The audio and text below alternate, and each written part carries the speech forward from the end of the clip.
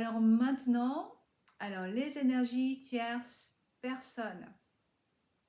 Alors, énergie tierce personne, donc c'est la même chose, c'est vraiment la manifestation physique, donc sous la forme d'une personne, d'une croyance limitante que nous avons en commun avec notre autre et avec cette énergie tierce personne qui est vraiment la prise en forme de cette croyance limitante. Donc on était deux et du fait de la croyance limitante, on a créé la séparation et la séparation elle est symbolisée par une énergie tierce qui vient se mettre entre nous deux. Voilà, mais vraiment le message de l'existence de l'énergie tierce personne, c'est vraiment je suis le symbole d'une croyance limitante que vous devez regarder. Voilà. Alors, l'énergie tierce personne, évidemment, c'est très très difficile à accepter, hein, à travailler avec. Donc, je dirais dans un premier temps, comme avec toutes les énergies tierces, tous les autres obstacles, c'est de toute façon, on va aller la rencontrer, la constater dans la matière. Donc, on va autoriser évidemment notre humain à, on va être en réactivité, mais à ressentir toutes les émotions, et c'est valide aussi hein, pour les autres énergies tierces, face à un obstacle, toutes les émotions que notre humain ressent. C'est-à-dire, le premier sentiment, je pense, c'est la trahison, la colère, l'injustice, l'indignation, la jalousie, le manque de contrôle, l'incompréhension. Voilà. Donc vraiment, autorisez-vous à ressentir toutes les émotions. Parce que, eh bien, ces émotions, elles sont aussi des indices. Elles vont être des indices de la blessure que vous devez regarder. Alors, on ne va pas ressentir la même émotion face à... Je dis ça parce que souvent, il y a plus d'une énergie tierce. Face à toutes les énergies tierces. Mais vraiment, autorisez-vous à ressentir les émotions. Alors évidemment, voilà. Et puis, exprimer, moi je travaille beaucoup avec, il faut faire sortir le mot, il faut faire sortir le mal. Hein. Donc on va articuler, enfin exprimer, poser des mots dessus, à haute voix, c'est encore plus efficace. Pleurer, enfin voilà, donc c'est un peu l'étape nécessaire, c'est pas la plus agréable, mais voilà. Et puis après, bah, on va aller travailler, on va aller regarder en nous, et en général, de toute façon, les énergies tierces, personne, c'est vraiment tout simplement, il faut aller directement en mémoire karmique. Vous avez dans une vie antérieure ou autre incarnation, une situation où vous, avec vous et votre autre, vous deviez être en couple, donc vous êtes destinés l'un à l'autre, et puis à cause d'une croyance limitante, eh bien, il y a une séparation, vous manifestez une énergie tierce personne, donc en général c'est la même personne, et du coup votre autre ou vous partez avec donc c'est pas forcément que votre autre, on a tous les deux des énergies tierces. Je reviendrai sur ça après. Donc on va manifester cette énergie tierce qui crée la séparation. Un des deux va partir avec cette énergie tierce, ou parfois les deux partent avec une énergie tierce, voilà, chacun, chacune. Après donc voilà, en mémoire karmique, il faut aller voir, en sachant que vous allez vraiment comprendre exactement qu'est-ce qui se joue là maintenant, devant vos yeux, dans cette réalité 3D, en allant comprendre le contexte, l'histoire de la séparation, et d'aller comprendre, chercher à la racine la croyance limitante qui à tout, on va dire, voilà, tout qui a provoqué la séparation, le séisme, quoi. Et donc, dans ce retour à la mémoire karmique, on va, évidemment, il y a tout un process de guérison, hein. L'exemple pour moi, je vais prendre, alors j'en ai pas qu'une, on va prendre, alors, de ma vie en Angleterre, voilà, donc je pense c'est pour ça que je suis aussi en Angleterre maintenant. Euh, donc dans les années 1800, j'ai été mariée avec mon jumeau, très heureuse, évidemment, un amour authentique, enfin cette vie, c'était ma première vie antérieure que j'ai fait en régression, c'était incroyablement vrai, c'était, enfin je veux dire, je voyais comme si j'y étais, c'était vibrant de couleurs, d'impressions, d'énergie, de lumière, enfin c'était net et clair. Les émotions étaient incroyablement puissantes, et c'est pas toujours le cas, hein. Parfois, je vous expliquerai peut-être dans une autre vidéo, l'outil de l'hypnothérapie est vraiment, enfin tout ce qu'on peut explorer, c'est énorme. En tout cas, donc cette vie en Angleterre qui était très vivide à la mémoire, je suis mariée avec mon autre. Donc je sais même exactement où ça se situe, dans quelle partie de Londres ça se situe, c'est pas très loin de où j'habite. Et donc, et mon autre, donc mon mari, on va parler comme ça, il part à la guerre. Et moi, je n'ai aucune idée de quand il va revenir, etc. Donc évidemment, on s'aime d'un amour fusionnel. Et du coup, c'est là un peu tout le hic. Je reste derrière, j'attends des lettres, etc. Et puis un jour, je reçois une lettre quelques mois après, peu de temps après, où en gros l'armée me dit qu'il a disparu et que, en tout cas, on le croit mort. En tout cas, on suppose qu'il est mort parce qu'on ne le retrouve pas après une bataille, etc. Alors moi, à la réception de cette nouvelle, je suis complètement effondrée, mais voilà, pour moi, je prends le message comme s'il est déjà mort et je suis mais dévastée, je n'imagine pas ma vie sans lui, je tombe dans une grosse dépression et vraiment très rapidement, hein, c'était je pense l'histoire de quelques jours, une semaine, je me laisse mourir et voilà, et il n'y a plus de sens à ma vie, je me suicide, je me pends. Voilà. Euh, et évidemment, déjà, il y avait un gros travail pour moi. Donc ça, en plus, j'ai vu cette vie en deux parties. On m'a montré, donc vraiment, hein, quand vous faites des régressions, on va vous montrer exactement ce que vous avez besoin à un moment donné. Et puis, vous avez accès au reste à un autre moment quand c'est le bon moment. Donc ça, c'est le divin. Voilà. Et donc, ça, c'est ce qui m'a été montré en tout début du parcours, quand j'ai rencontré mon autre et que je voyais bien qu'il y avait quelque chose qui clochait dans toutes ces impossibilités d'être ensemble. Et voilà, donc j'ai travaillé énormément au début de parcours et encore, hein, mais c'était mon premier gros travail d'aller comprendre. J'ai transposé en fait toute mon existence sur l'être aimé, que quand l'être aimé disparaît, je disparais, je n'existe pas. En fait, je n'ai jamais existé en moi-même, j'ai toujours existé à travers l'autre, à travers le regard de l'autre, à travers la validation, l'amour de l'autre. Donc c'est vraiment cette histoire d'amour fusionnel où on n'existe pas pour soi-même. Donc évidemment, c'était très choquant de voir cette vie-là. Évidemment, j'ai vu la profondeur, la puissance de notre amour, mais également à quel point j'étais à côté de la plaque et c'était destructeur d'avoir cette conception voilà, qui n'était pas du tout alignée. Donc, tout le message, c'était de revenir sur moi et de vraiment comprendre que j'existe d'abord pour moi-même et que pas seulement à travers l'autre. Donc ça, c'est juste pour vous expliquer parce que ça emmène pour la tierce. Et puis beaucoup plus tard, j'ai eu une nouvelle voilà, j'ai appris que mon autre était avec quelqu'un. C'était assez sérieux et donc évidemment je tombais des nues, j'étais assez surprise et voilà, donc évidemment sentiment de trahison, incompréhension totale, etc.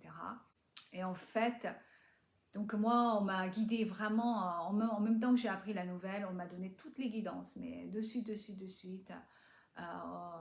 vraiment du soutien. On m'a dit, va voir ça, etc. Donc on m'a dit d'aller retourner voir cette vie où je me suis pendue. Donc en fait, en gros, euh, ma partie d'âme qui était sous forme de fantôme, de cette pendue est venue me voir. Elle m'a dit, j'ai un message pour toi, enfin, etc. Il faut que tu m'aides. Bon, je n'ai pas trop compris au début, et puis après, tout a fait sens. Je suis retournée regarder cette vie-là pour comprendre qu'en fait, le mari n'est pas mort. Mon autre n'est pas mort, il est revenu. Et puis là, il se retrouve face à la même situation que moi. Donc là, vous allez vraiment voir l'effet miroir, hein. Moi, je me suicide en pensant que mon autre est mort. Lui, il revient, il me voit morte. Il revient assez rapidement, en fait. Et il me trouve morte. Et face à ma mort, eh bien, il a sa douleur, évidemment, elle est aussi extrême. Il est dévasté tout autant. Simplement, il n'a pas tout à fait la même réaction parce que c'est l'autre polarité. Il est dans une colère folle, il est furieux, il ne comprend pas ce que j'ai fait. Et pour lui, ma perte, elle est tellement douloureuse. Et il voit bien qu'il ne peut pas vivre avec. Donc, qu'est-ce qu'il fait? Alors, il ne va pas se pendre et se suicider comme j'ai fait, mais par contre, ce qu'il fait, c'est il va se donner une mort symbolique.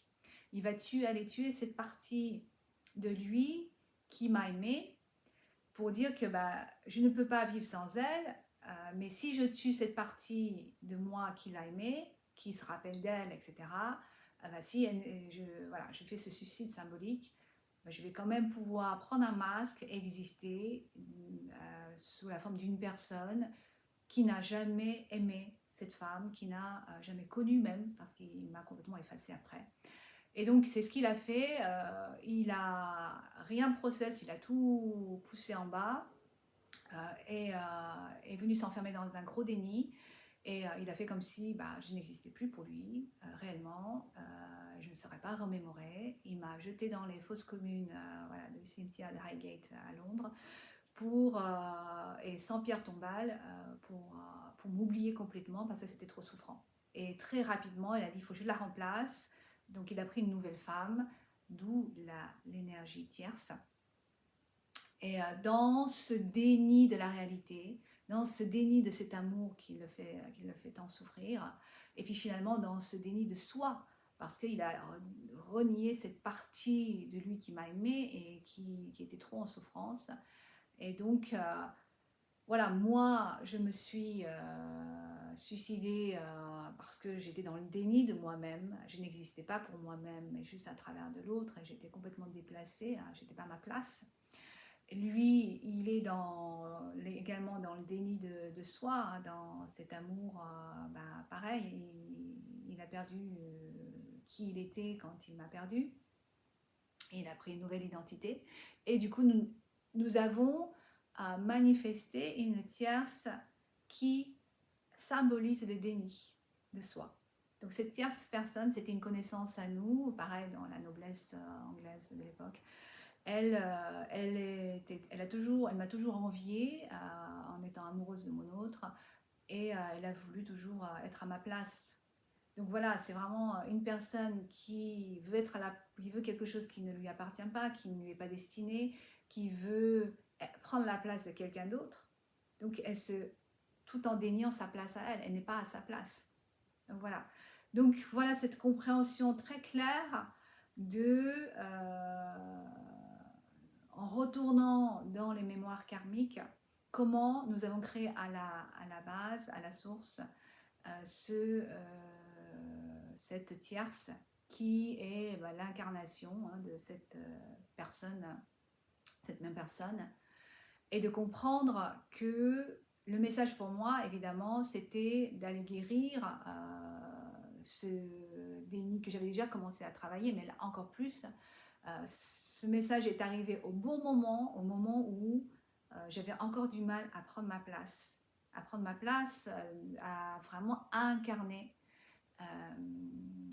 m'incarner dans cette réalité, à faire ce que je suis venue faire, à vraiment m'autoriser à exister pour qui je suis, à embrasser toutes les parties de moi-même et de vraiment dire j'existe, pas attendre quelqu'un qui me valide, qui me dise vas-y, t'es assez, tu peux y aller. Non, moi de voir, de réaliser pour moi-même que je suis suffisante, assez, et que je n'ai pas besoin de me cacher, que je mérite.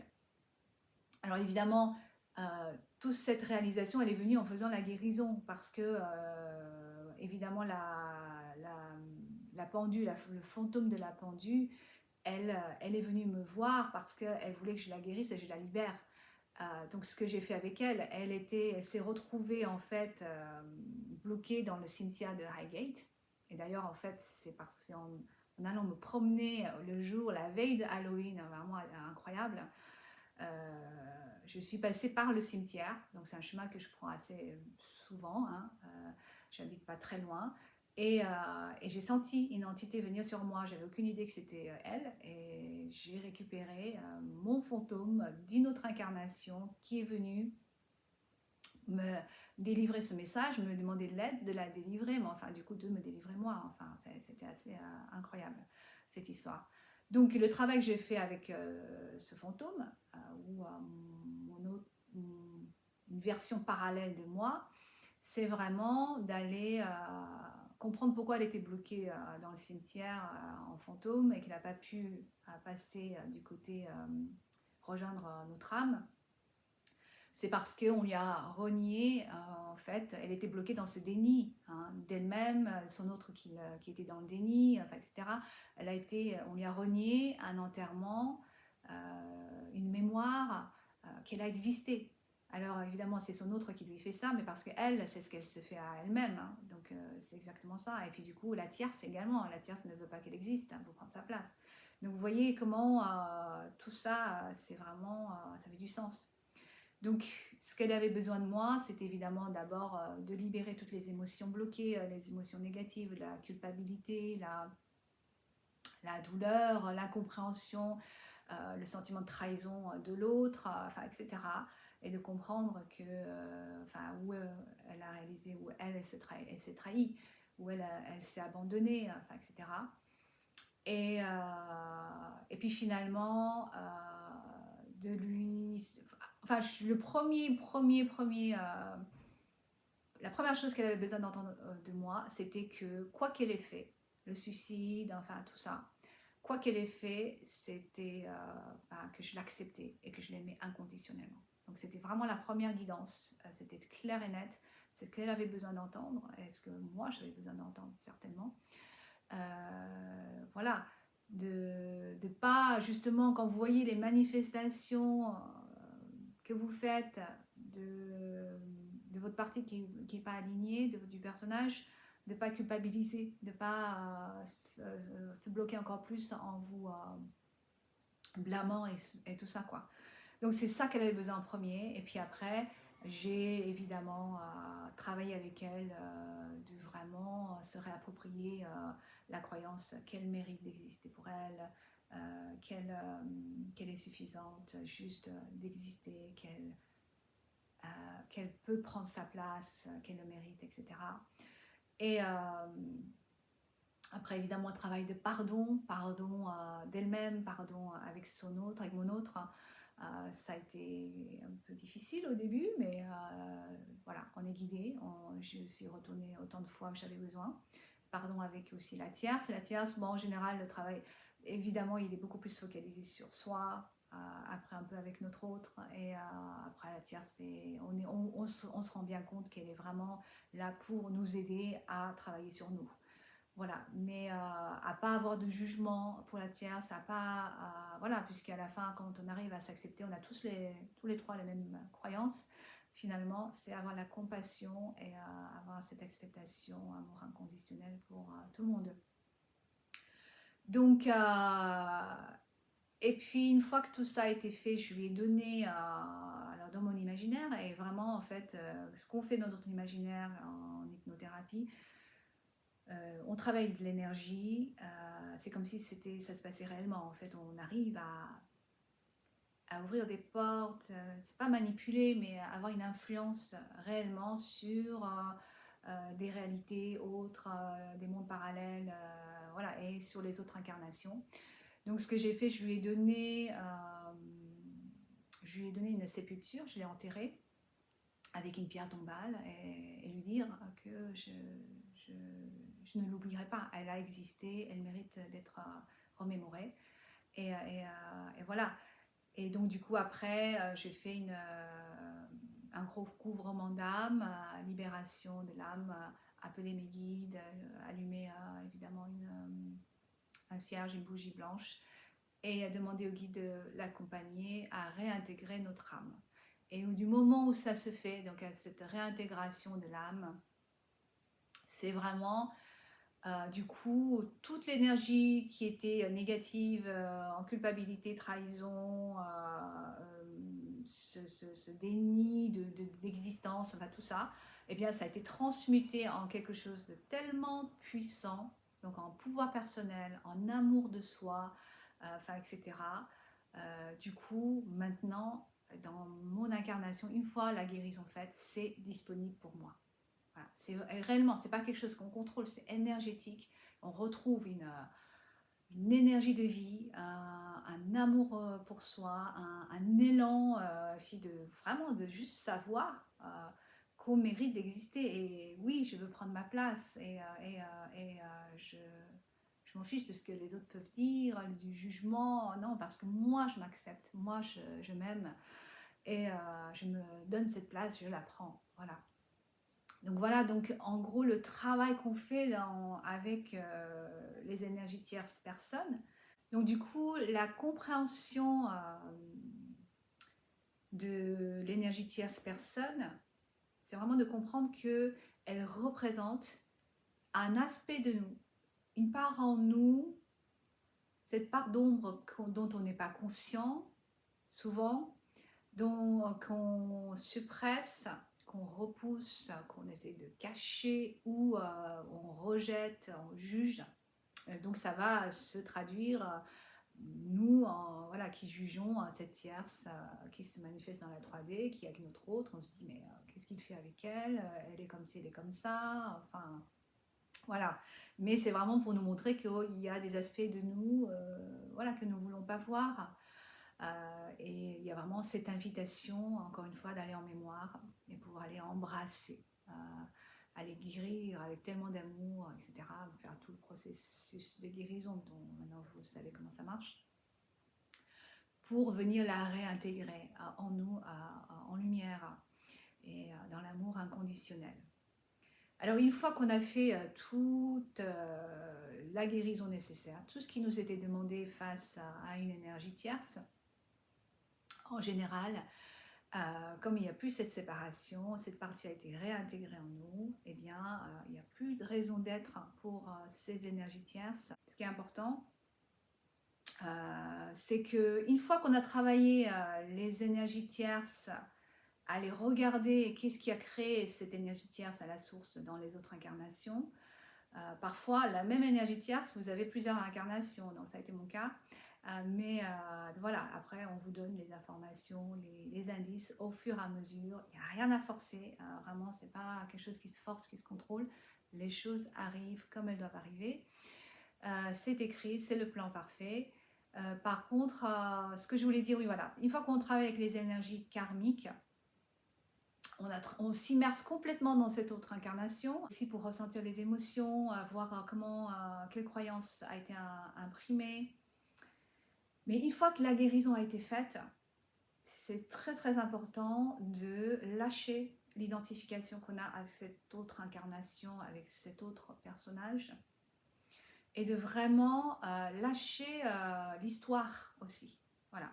On s'immerse dedans le temps qu'on a besoin pour la guérison sort et qu'on revient dans cette incarnation présente, eh bien, on va lâcher du coup. En fait, de toute façon, ça se fait assez automatiquement parce que déjà, on ne regarde plus la situation qui est en face de nous, notre autre, avec la tierce, à travers le filtre du karma, parce que ça a été guéri. Donc ça se fait quand même naturellement. Mais en plus de ce qui se fait naturellement énergétiquement, c'est aussi à nous qui devons choisir cette énergie de on lâche l'identification, on lâche l'histoire, le karma, et de finalement aller regarder la situation de notre autre qui est avec cette karmique tierce personne, avec les données du 3D, parce que réellement, finalement, une fois qu'on a fait la guérison, c'est ce que voilà, c'est ce qu'on nous demande de faire. Finalement, si on est honnête et réellement, voilà, avant la réunion finale, on n'est pas vraiment dans une relation avec notre autre dans cette réalité 3D. Ou en tout cas pas dans la relation qu'on souhaiterait, dans une relation engagée, enfin voilà. Très important de finalement se dire, ok, notre autre, il est avec quelqu'un d'autre, et bien en fait, oui, bah, qu'est-ce que je peux faire? Voilà, ça ne me plaît pas forcément, mais en même temps, on ne se doit absolument rien. On n'est pas dans une relation d'engagement. Enfin, à la fin, c'est comme presque un inconnu, un étranger. Alors, pas tout à fait, mais vraiment de aussi, parfois, bah, voilà, de prendre les données du 3D parce que ça nous sert. Voilà, ça nous sert quand même à avoir une distance et un respect, de laisser notre autre explorer, parce que la polarité masculine, encore une fois, explore dans la matière. Alors, du coup, je vais venir à ça. Donc, de savoir que quand nous avons donc des croyances limitantes que nous avons nous co-créons la séparation et la manifestons avec une énergie tierce. Et parfois, donc du coup, moi, dans mon cas du suicide, puisque moi, je me suis suicidée, lui, on a manifesté une autre tierce qui m'a remplacée, entre guillemets. Donc moi, je n'avais pas d'énergie tierce, c'était ma mort, en fait. Mais parfois, on a aussi, hein, le féminin a aussi des énergies tierces, manifeste aussi à un autre masculin. Voilà. Donc, de comprendre que c'est pas que le masculin qui a des énergies tierces. Et en fait, c'est plus visible. Ils vont aller entrer en relation avec ces énergies tierces parce qu'on a un fonctionnement différent. Simplement, la polarité masculine, depuis le début, donc c'est le propre du masculin. Donc quand on prend le plus, c'est le masculin, la polarité moins, c'est le féminin. Le masculin travaille énormément à l'extérieur de lui, dans la matière et dans l'expérimentation vraiment de la matière. Donc il va aller dans le plus, si je peux dire, de toutes ces distorsions. Il a besoin d'aller au fond, de vivre dans le plein de tous ces schémas, de ces croyances limitantes. Donc il doit expérimenter dans le plein de toutes ces énergies tierces qu'il a manifestées, qu'il crée, pour dans ce plein de ces énergies tierces, il se réalise que ce n'est évidemment pas satisfaisant, mais de vraiment trouver, revenir en lâchant finalement à un moment donné toutes ces énergies tierces, de revenir à son plein, mais le vrai plein, c'est-à-dire simplement son essence, de qui il est vraiment. D'accord, qui n'a pas besoin d'exister par tout ce qui est à l'extérieur de lui, qu'il cumule, qu'il doit faire, le rôle, les personnes, enfin tout ça.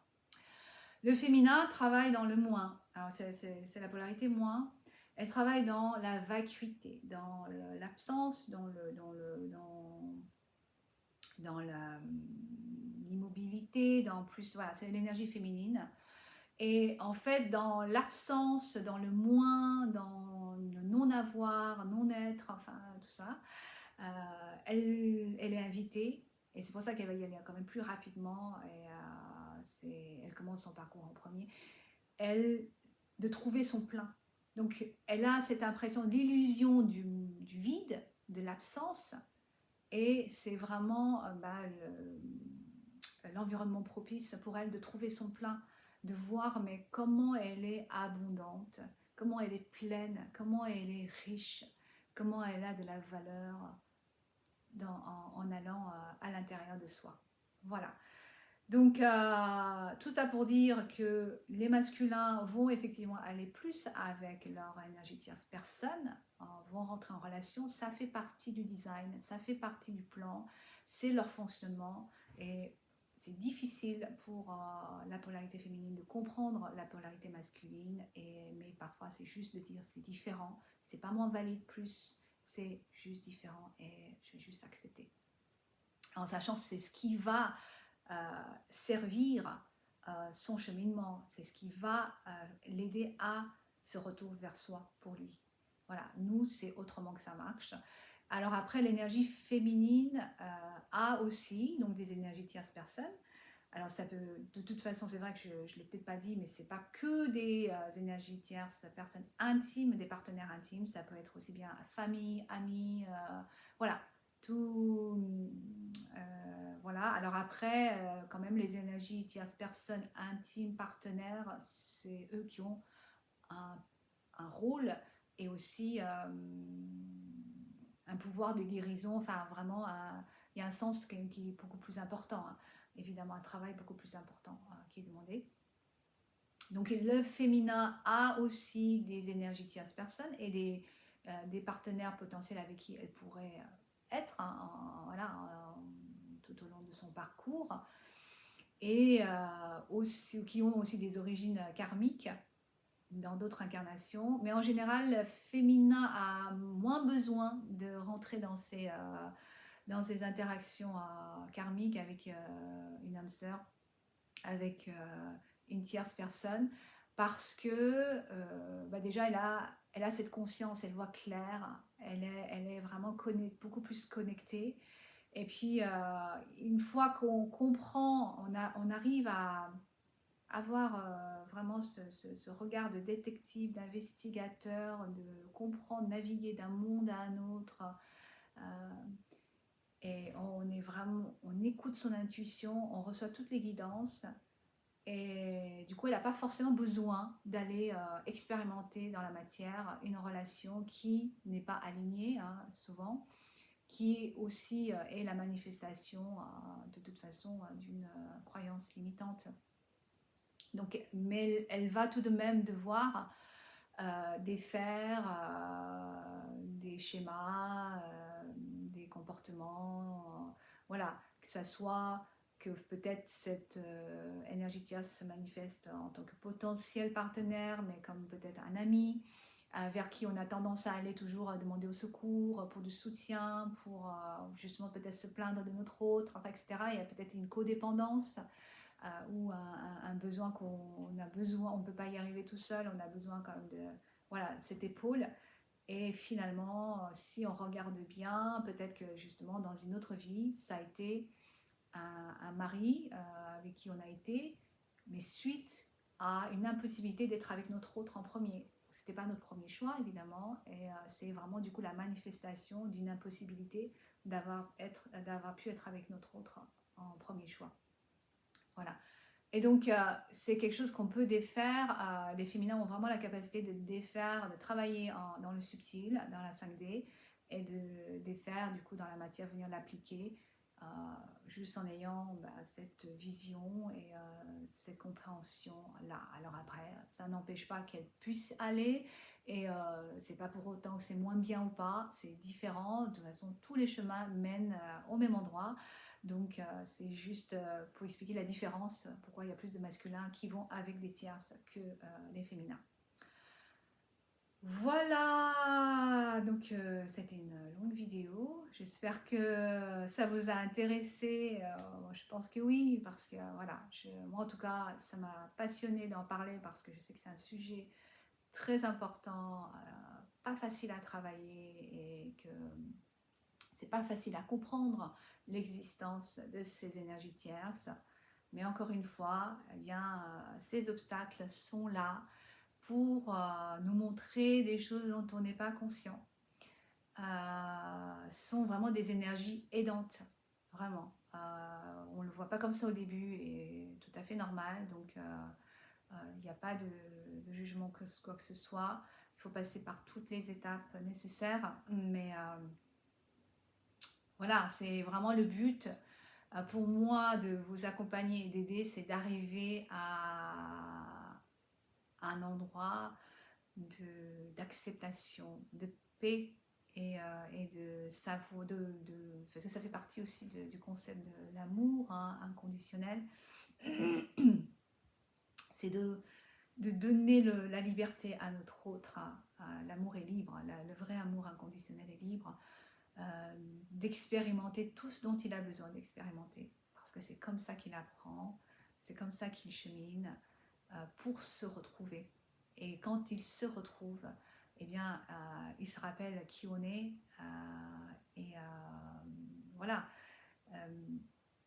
En sachant que, en général, au moment où il se retrouve, c'est nous quand nous avons atteint cet état de complétude. Voilà, parfois avec un petit peu de décalage. Mais voilà, donc en gros, c'est d'abord nous, pourquoi on se focalise sur nous. Et c'est vrai que voilà, vous allez voir vraiment comment je travaille, c'est vraiment toujours ce retour à soi, se focaliser sur soi, parce que en arrivant à notre complétude, à cette reconnaissance qu'on est le féminin sacré, qu'on est, voilà, qu'on est toute cette énergie de déesse, de féminine, enfin, etc., divine, vraiment pas attendre quelqu'un d'autre, même nos guides nous valident et disent qu'on est là, non, vraiment vous arrivez une fois que vous avez fait assez de guérison et tout ça, etc., évidemment au bout de votre cheminement, il faut d'abord que vous vous reconnaissiez cette étape, cette réalisation de qui vous êtes réellement, et énergétiquement, le masculin pourra, en vous reconnaissant, pourra vous reconnaître comme sa féminine sacrée. Et du coup, lui, par miroir, voir qui il est au plus profond de son être, qu'il est le masculin sacré. Et qui va avoir voilà, cette pulsion, cette force de vie qui va le pousser à venir incarner le masculin sacré pour venir vous retrouver. Voilà, donc je crois que j'ai tout dit. Hein, donc encore une fois, toujours voilà, pour ces énergies tierces, énormément de gratitude. Voilà, c'est vraiment là où on veut arriver. L'énergie de paix, gratitude, gratitude, pour nous aider l'un et l'autre voilà, dans notre cheminement. Voilà, et puis du coup, je vous dis voilà, à très bientôt. Merci, merci pour tout. Je vous souhaite plein de courage, je vous envoie plein de lumière, plein d'amour sur votre parcours. Et si vous souhaitez voilà, avoir une séance de coaching ou pour comprendre votre parcours à vous, pour un petit peu repérer les thèmes, ou simplement vous connaissez déjà vos thèmes, etc., mais travailler une mémoire, voilà, allez enlever ces obstacles, ces énergies tierces personnes petit à petit pour revenir, vraiment, moi mon but c'est de vous aider tous et toutes à atteindre cet état de complétude, parce que c'est l'état de libération et où toutes les choses vont s'ouvrir pour vous. Donc voilà, où que vous soyez sur le parcours, n'hésitez pas, je serai ravie de vous accompagner sur votre cheminement. Voilà, donc je vous dis à très bientôt.